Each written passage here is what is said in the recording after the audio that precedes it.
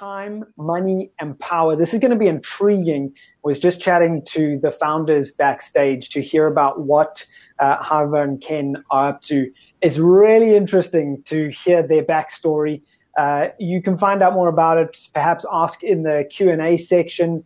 But just a little hint. I mean, these guys basically set up Kalpang, and I hope I'm pronouncing that correctly, or they started a company to buy and sell crypto and make crypto and Bitcoin available to Norwegians. In the country of Norway back in 2017, there was no real way to buy Bitcoin and cryptocurrency. And so Ken and Håvard had actually set this company up to make it accessible for Norwegians to buy Bitcoin. And the story unfolds from there. And so they set up basically a software development company, Kalpang, and I hope I'm pronouncing that correctly. It's probably more Scandinavian than my English allows me. I think it would be good. Thank you, Ken. And then, of course, Svalbard, which I found out is actually an island. So it's named after an island, one of the Scandinavian islands of Norway, very close to the North Pole. So really intriguing backstory. I'm not going to take up more of your time. Ladies and gentlemen, please meet this incredibly interesting duo in Norway right now, Ken and Håvard. Gentlemen, thanks for joining us here in South Africa. It's over to you.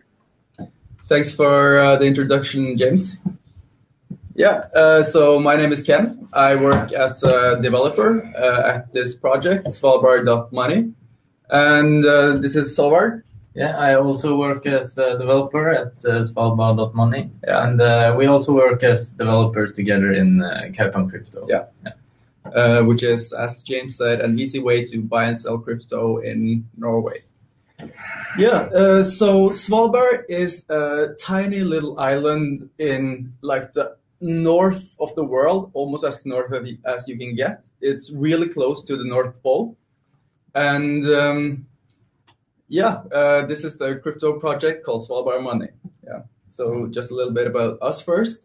We launched a service called Kalpang Crypto, which is a Norwegian crypto broker, in 2017, because at that time there was only one way to buy crypto in Norway, and that was through IRC chat. And then new regulations came, and we had to shut down our business for 1.5 years. During that time, we were contacted by Svalbard.money gruppen, which is one of the biggest bank coalitions in Norway.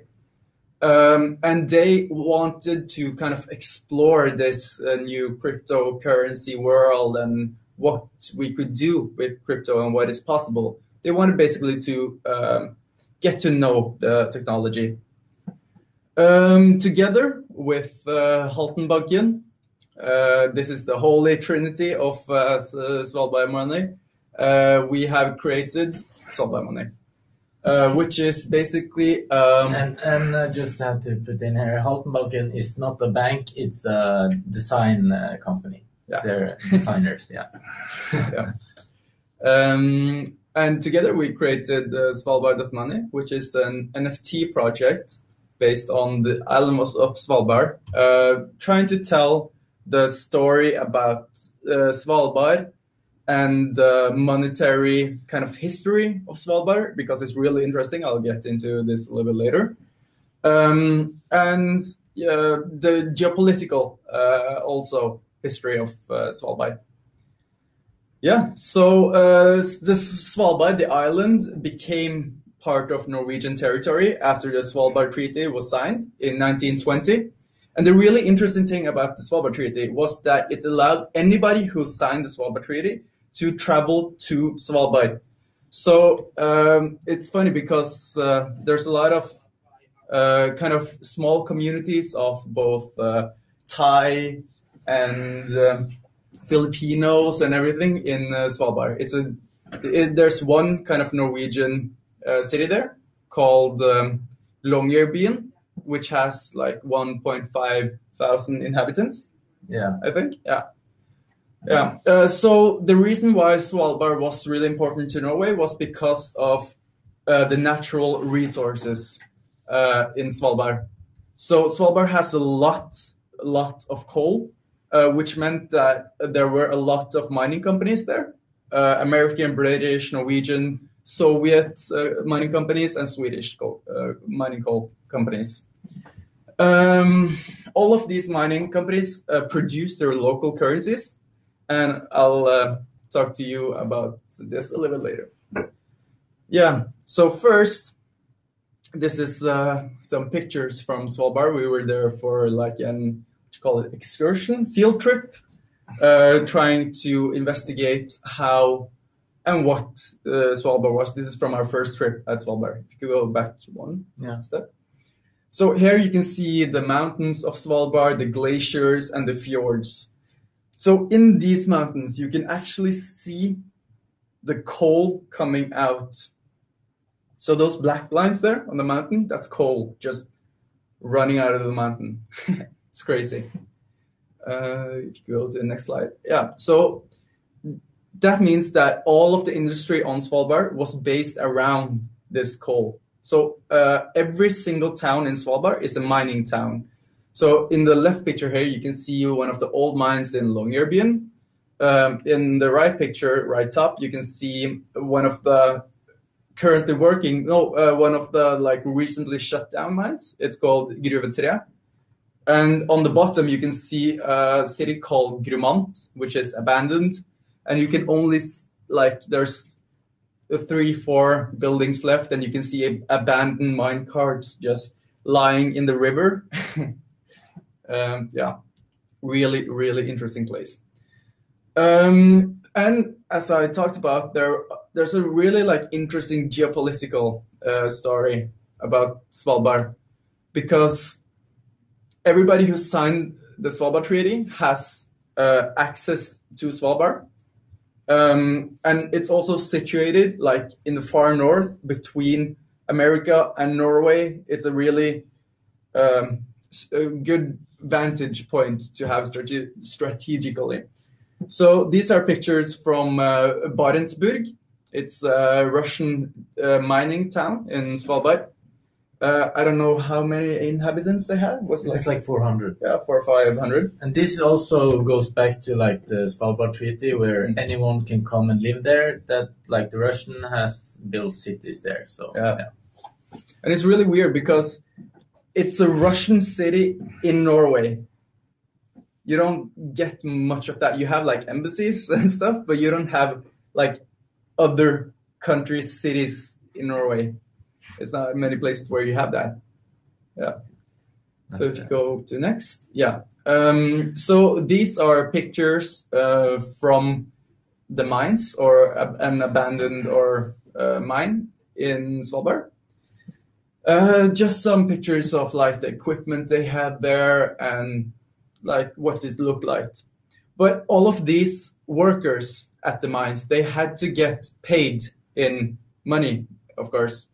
But because like money in Svalbard was really active in the early 19th century, and it was really hard to move money, like actual money from Norway to Svalbard, because you had to move it by boat, and during winter the fjords are completely frozen over, so there's no possible way to actually get to Svalbard. So what these mining companies did was they actually created their own currencies. If you go to the next slide. So these currencies are really interesting because this is like the jewel, as we call it. This is a bill from Grumant City Coles Bay Mining Company, Grumant Coal Mining Company. And it's really interesting because this is 5 kroners and it's just written. Like the foreman at the mining site just wrote this bill out and gave it to a worker. Like, here's your salary. Thank you for participating. Or yeah. So if you go next, this is another of these old bills from a private company called Store Norske Spitsbergen Kullkompani. And they are actually still active in Svalbard and run the mines there. This is bill from a Russian company called Trust Arctic Gold. and they also still run their business in Svalbard, in Barentsburg. But they have stopped producing their own money now. They stopped in like the 70s when there's airfield came and you could transport money there. Yeah, and also I think they use like some kind of card. You can they for fill Russian your currency. Yeah. I think. So there's some really interesting parallels here because they have decentralized minting of money. Each of these mining companies minted their own kind of currency. You have proof of work, which is like a worker in the mine had to clock in, and then based on how much he worked, he was paid money. And then there was, of course, mining at Svalbard. And like there's a really cool kind of like a weird connection here with these old mining towns and blockchain or cryptocurrencies. Because I think you all know these words, decentralized, proof of work, mining. Yeah, so that's why kind of like the basis for Svalbard.money. We wanted to kind of show these parallels and tell a story about the history of Svalbard, the monetary history, the geopolitical history, and also teach people about the new technology, blockchain technology, and NFTs and cryptocurrencies, Ethereum. Yeah. And we also want to have fun.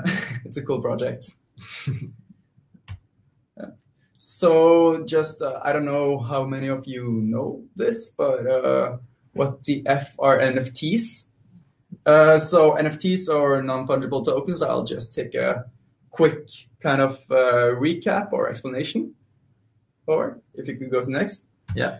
So non-fungible tokens or fungibility comes from you have one thing that you can trade to another thing. So $1 bill and another $1 bill. It doesn't matter which dollar bill you have because they're each worth the exact same $1.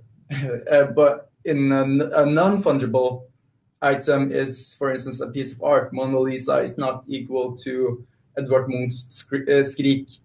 They're both kind of art, but they have different qualities that make them unique. This is kind of a cool way of applying blockchain technology because you have fungible tokens like Bitcoin or Ether, and then you have non-fungible tokens, which are NFTs, and it's been kind of a real hype. Yeah. Lately, yeah. Yeah. Okay. Should we go to? Yeah. Good. Next. Yeah. So this is kind of where the proof of work comes in, because in our website we have created articles, we have created different podcasts with really interesting people from Norway. The governor of the Central Bank of Norway has been on one of our podcasts. We have created a game where you can digitally mine in a coal mine. Different kind of items that showcase the history of Svalbard. And by reading these articles and learning about the history of Svalbard and cryptocurrencies and listening to podcasts or playing these games, you do intellectual work. And when you do this intellectual work, you are rewarded with coal. So instead of kind of doing work on coal and being rewarded with money, you are rewarded with coal, which is not a cryptocurrency. It's just kind of a token, a proof of your work. By using this coal, you can mint different money. So you use your proof of work and you can mint new NFTs. So if you go to the next page, you can see that our NFTs are based on the old currencies. Our NFTs are on the right and the real pictures are on the left. Yeah, so here you can see that we have kind of made a digitalization of of these old currencies. So you have on your left, you have a token from Store Norske Svisvegen Kull Company. And on the right, you have a digital reconstruction of that, but one that you can kind of mine by doing this proof of work and getting coal and doing work. Yeah, if you go back. These notes are randomly generated using a kind of a modified ERC 721 smart contracts. So you can get different attributes. Like one bill could have a stamp, or be ripped, or be from another company. So if you go to the next, here is a digital reconstruction of a note from Trust Arctic Gold, the Russian coal mining company. And you can see like there's a strong resemblance here. They're almost the same. And we have checked, and this is not faking money. So here you can see kind of where the inspiration comes from. So what we have done is we digitally reconstructed currencies from each single mining company. So we have 4 different mining companies. We have Store Norske, Trust Arctic Gold, and then now Kings Bay. This is Kings Bay. It's a cool company, coal company. And here you can see like a bill may be ripped or not. So this is like, as we said, the next page is the jewel of the different bills, because it's in our smart contract, it's super rare to get this. And also it's, like I said, basically handwritten legal tender. And what's really interesting is that it says pengeseddel on the top there, which means money note. It says money on the money. So you have to kind of write that it is money, or else people wouldn't understand it, which is really funny. I haven't seen that in a note before. So if you go to next, you can see, So this is where the different attributes come in part. So you have one bill here on the top, which is just a standard 5 kroner bill, no like special watermarks. And then on the bottom, you can see like one bill that is ripped and has a stamp. And on the back side, it has coffee spills and fingerprints and other stamps. And these are taken, like the inspiration for these attributes are taken from the large bill collection that exists at Svalbard. So if you go to Svalbard, you can actually visit a museum where you can see all of these bills. And some of them have a coffee mug spill, and some of them don't have the signature from the foreman because maybe it was stolen. Some of them are fake, and it has coal fingerprints on it from the miners. So these different attributes create kind of a uniqueness to each single note. And it also creates a collection value, because even though you might get a rare note, if another person has that same rare note, like a Vermont, but that is ripped or has a coffee spill on it, it might, it's more unique. So if you can go to the next picture. So we actually created our own marketplace. I know that we could just use OpenSea, but we wanted to create like the whole system in one website. So in our system, or in our marketplace, you can generate the NFTs, which are coal and ether. So this is kind of where you generate. You go to the generate tab, and then using your hard-earned coal and some ether to pay the gas price, you can generate new notes. And I think right now there are 393 notes that has been generated, which is really cool considering the costs to generate an NFT. Like gas prices has been through the roof lately.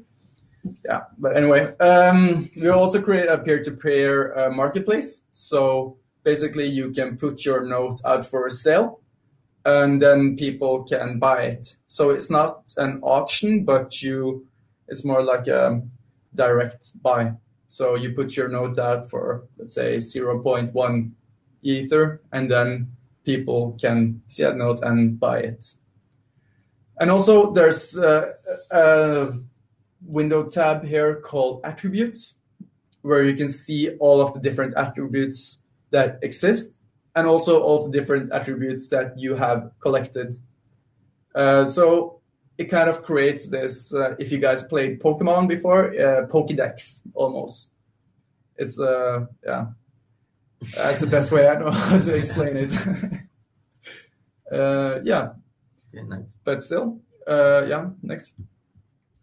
We also, even though like we didn't focus on OpenSea, we also integrated with OpenSea so that you can easily see all of your nodes at OpenSea, and yeah, basically do everything that OpenSea can. We wanted this to be open and not controlled. Yeah. Yeah, and then I know this is supposed to be a workshop, and I wish I could be there in a live event, but I've thought about this so much, and I don't really know. I wanted to give you guys like a task, or I wanted to learn you how to create your own NFTs. So if you have questions about that, you can contact me, but I don't think it's useful now because you can't talk to me to tell you to do stuff. So I'm just going to quickly explain to you how you can create your own NFTs. And that is easy, like you can do it in two kind of different main ways. You could either use a third-party service like OpenSea or Rarible, where they provide you with everything. You just enter information and your picture, and then you mint your NFTs. Really easy. It's great for artists. But there's also another way, which is what we did, and deploy your own ERC 721 or 1155 smart contract. And then you can, like all of these different standards, you can find on OpenZeppelin. So it's a great way to start. And then you use kind of Truffle or Truffle and Ganache to develop these smart contracts and test them on like your local Ethereum blockchain. It just makes it really easy. Yeah. Anything you want to add, Håvard? Yeah, I just say that the reason for us choosing to create our own ERC 721 is because we had some functionality to our smart contract that you can't really get from this OpenSea and Rarible, and that is with the random attribute generation, so that we don't have any control over what kind of NFT you're making. It's all random and in the hashes from like block number and stuff like that. And also that we wanted to restrict people from making as many nodes as they wanted, because they have to pay with coal. So basically what you buy with coal is a signature from one of our addresses that allows you to mint this. So it's kind of like a little bit of a centralized way of minting it, but we kind of give out allowance for people to mint it. We are kind of the mining company, or the foreman that needs to sign that this bill is not fake. Yeah. And one more thing, the production is going to stop for this to kind of create more scarcity, and also like for collector's value. You don't want to collect something that's in production kind of. So we will stop the production of these nodes in about 2 months or something. Yeah, it's block number in 3 months. Yeah, it's block number, all of the digits after 3 points in pi. Yeah, You know, pi. it's 14159 something. something. Yeah. It's in 3 months. it's yeah, end of January or something. Yeah, maybe we should show them the website or create create a digital coin. We can try to share this one. Yeah. Maybe you can show them the Almansland first, Okay. and switch the language to English. Okay. Yeah. So this is our website, Svalbard.money, and if you go to the marketplace, this is kind of where the magic happens. Yeah. So here you can see the marketplace of the different bills that people have generated and put up for sale. And right now it's 55 different notes that are up for sale that you can buy. 45. Yeah, and the price ranges from, I don't know, 1 ether or 2 ether to 0.0 something ether. Yeah. There's a different 3D model, and if you go into one note, scroll down, you can see the different watermarks that this note has. Yeah. So it's actually really funny because you see this Knut Ertsås. Scroll down. He was the company secretary of Store Norske. And when we went to Svalbard, his son is now the company secretary, and he was at the kind of release party. So he appreciated seeing his father on one of the bills. Here are all of the watermarks. You can see we have collected 26 of 50. You have a lot of different notes. Håvard. Yeah, I've been active. You've been active collecting. Yeah, cool. And then if you go to generate. Okay, you can see my notes first here. Here's my notes. Do you have any cool ones? No, I think I sold them. This is pretty cool. This is really fun. Okay. So we can generate a new note to show you guys how it works. So if you go to profile, you can see this is all of the things Håvard has performed in order to kind of do work and get coal. He has read a lot of articles. He has signed in. And so he gets coal, and then he uses that coal to generate notes.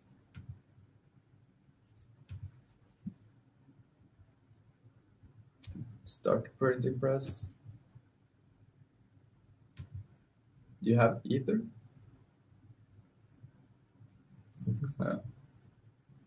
Maybe you can open. Oh yeah. Yeah, you guys can't see it, but it opens MetaMask, and then the printing starts. I don't know how well you can see the animation. I guess it's a little bit laggy, and I'm sorry about that, but that's how it is. So, yeah, depending on, the Ethereum network, it's kind of a little bit random how long it takes to generate a note. It usually takes like approximately 1 minute. So while this is minting, maybe we can go and look at our new project.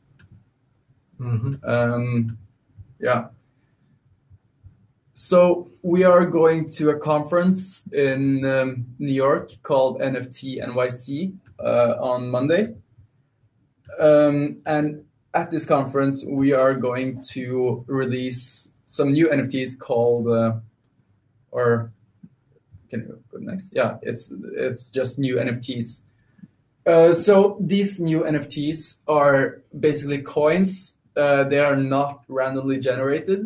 And it's basically celebrating if you could play again, it's just basically celebrating the history of Svalbard and what's happened there in the past. So we are creating 3 series with 3 different coins in each series. So this is the first series. You can see all of the other coins in our website. This is kind of, you can see like the coal miners pushing the coal wagon. It's from a famous Norwegian artist. And yeah, it just looks cool. The next coin from series 2 is all about celebrating kind of the Russian history on Svalbard, because they have been really present in Svalbard, and yeah, they are still present in Barentsburg. So this is a picture of the artist Maya Plitsenskaya, and she was a ballerina, like a really famous ballerina in the 20s, I think. And she actually used to live in one of these mining cities in Svalbard. And she has a really interesting story, because she almost died there once. She went out in a blizzard, and because it was so like dense, when it's blizzard, you can't see anything. It's you can't see anything that's 1 feet in front of you.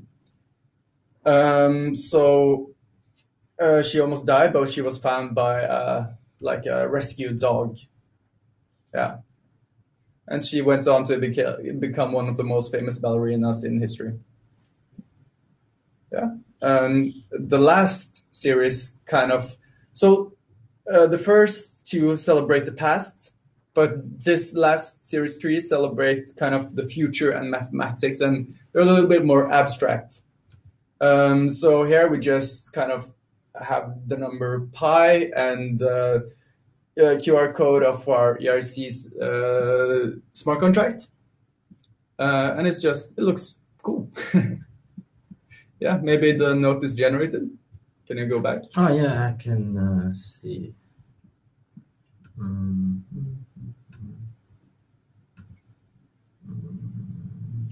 Let's see here. It is no. There.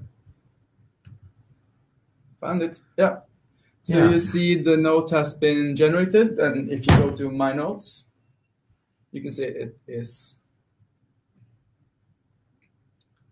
394, I think. Yeah. Should be. Series. Yeah.